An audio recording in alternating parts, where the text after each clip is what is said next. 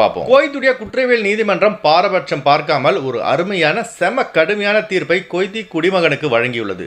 வெளிநாட்டவர்கள் பலருக்கு குவைத்தி தப்பு செய்தால் தண்டனை கம்மியாக கொடுப்பாங்க, இதுவே அஜ்னபி வெளிநாட்டவர்கள் தப்பு செய்தால் தண்டனை கடுமையாக கொடுப்பாங்கன்னு சில எண்ணங்கள் இருக்கும். இப்போ குவைத்துடைய குற்றவியல் நீதிமன்றம் விதித்துள்ள தீர்ப்பு பார்த்தீங்கன்னா செம சூப்பரான தீர்ப்பு. இனி வெளிநாட்டவர்களை ஏமாற்றும் சில குவைத்தி குடிமகன்களுக்கு இனி அல்லு இருக்காது. 9,000 குவைத் தினார் வெளிநாட்டவருக்கு மோசடி செய்ததற்காக குவைத் குடிமகனுக்கு 7 ஆண்டு சிறை தண்டனையும் 1,800 குவைத் தினார் அபராதமும் விதித்து குற்றவியல் நீதிமன்றம் தீர்ப்பு வழங்கியுள்ளது.